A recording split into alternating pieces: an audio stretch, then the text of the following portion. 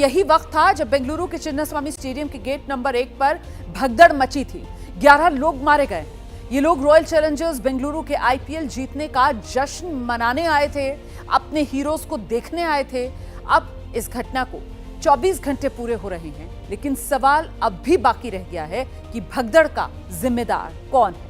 कोई जवाब देने को तैयार नहीं है। जीत का जश्न हुआ और ऐसे में लाखों लोग यहां पर जुटे हुए थे। भीड़ यहां बेकाबू हुई तो फिर यहां भगदड़ मच गई। 11 मौत और उसके बाद मातम पसरा हुआ है। भीड़ बेकाबू हो गई, भगदड़ हुई, सिर्फ और सिर्फ मौत और मातम अब हर तरफ देखने के लिए मिल रहा है।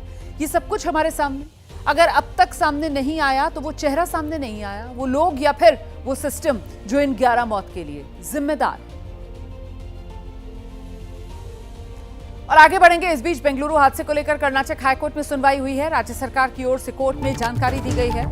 जांच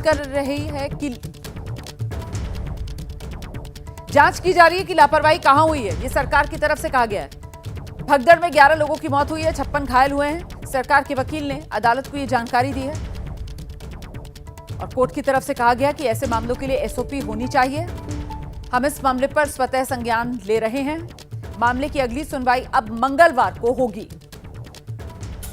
देखिए, सरकार ने अदालत को यह भी बताया कि पूरा कार्यक्रम जो है वो आरसीबी ने आयोजित किया था और ऐसे में अदालत की तरफ से सवाल पूछा गया, क्या इसके लिए उन्होंने परमिशन मांगी थी? तो कहीं ना कहीं वो जिम्मेदारी जो सरकार की बनती है उससे पल्ला झाड़ने की कोशिश सरकार कर रही है, लेकिन पल्ला झाड़ तो नहीं पा रही है। आरसीबी ने पूरा आयोजन किया, ये सरकार की तरफ से कहा गया और उसी को लेकर पलटकर अदालत ने सवाल पूछ लिया कि परमिशन उन्होंने मांगी थी। क्योंकि आप जानते हैं, खबरें ये भी सामने आई थी कि पुलिस की तरफ से इस तरीके की किसी विक्ट्री परेड की इजाजत नहीं दी गई थी और बावजूद इसके आखिरकार वो कौन जिसने इजाजत दे दी, वो कौन जिसने इतनी जिंदगियों के साथ ये खिलवाड़ कर दिया, किसने हस्ताक्षर किए, जिसके बाद लोगों की भीड़ लाखों की तादाद में चिन्नास्वामी स्टेडियम की तरफ बढ़ चली और उसी का नतीजा ये कि भगदड़ मच गई। तो कुंभ मेले में 50 से 60 लोग मारे गए, ये दलील है मुख्यमंत्री सिद्धरामैया की तरफ से। डीके शिव कुमार जो डिप्टी सीएम हैं, वो कह रहे हैं कि हम इस हादसे से सबक ले लेंगे। जी परमेश्वर जो गृह मंत्री हैं, वो कह रहे हैं आयोजन हमारा नहीं था, ये तो आरसीबी का आयोजन था।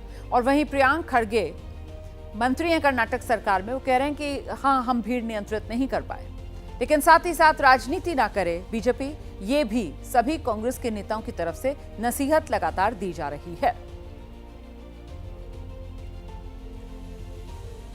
और ये जो भगदड़ वाला हादसा बेंगलुरु में हुआ है, इसी को लेकर बड़ी खबर आ रही है। आरसीबी ने अब मृतकों के परिजनों के लिए मुआवजे का ऐलान किया है। मृतकों के परिजनों को 10-10 लाख रुपए की मदद आरसीबी मैनेजमेंट करने जा रहा है। रॉयल चैलेंजर्स बेंगलुरु टीम का जो मैनेजमेंट है वो मृतकों के परिजनों को 10-10 लाख रुपए की मदद करेगा।